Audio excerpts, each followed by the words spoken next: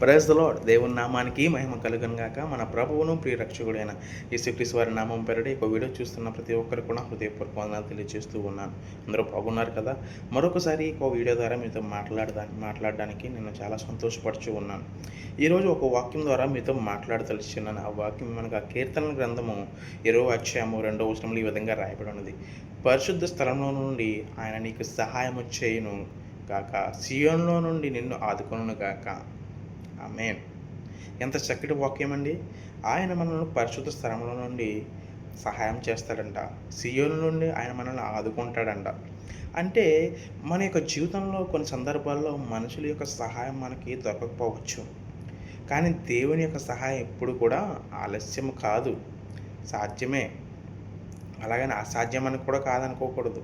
ఎందుకంటే దేవుని యొక్క సహాయం అనేది శాశ్వత కాలం నిలుస్తూ ఉంటుంది. అయితే ఈ వచనం మనం గుర్తు చేస్తుంది, మన సహాయం ఎక్కడి నుంచి వస్తుంది? పరలోకంలో ఉన్న పరిశుద్ధ స్థలముల నుంచి మనకు వస్తుంది.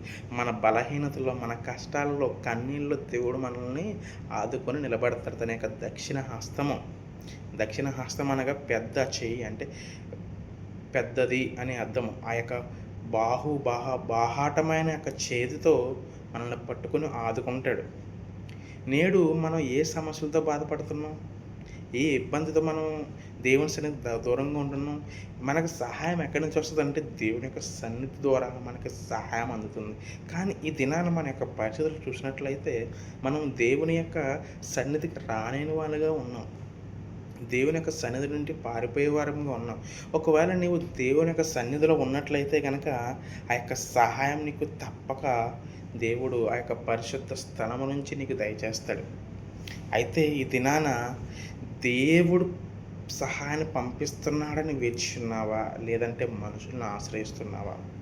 అయితే ఒకవేళ ఇంకా మనుషులను ఆశ్రయిస్తే ఆ యొక్క ఆలోచన విడిచిపెట్టి దేవుని యొక్క సన్నిధిలో ఉన్న ఒక ప్రత్యక్షతను నువ్వు పొందుకుంటే కనుక దేవుడు తప్పకుండా నీ యొక్క సమస్యకి ఉత్తరాన్ని ఇస్తాడు.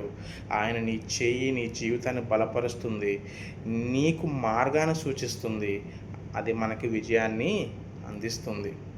ఏందంట? ఆయన యొక్క దక్షిణ హస్తము, ఆయన యొక్క సహాయము. కనుక ప్రియులారా, ఈ దినమున మనం దేనికోసం అయితే వేచి చూస్తున్నామో మనం అది పొందుకోవడానికి ప్రయత్నిస్తున్నామా? ఒకసారి ఆలోచన చేసుకుందాం, ఆత్మ పరిశీలన చేసుకుందాం. అటు కృపా ధన్యత దేవత మనందరికీ దయచేయండి.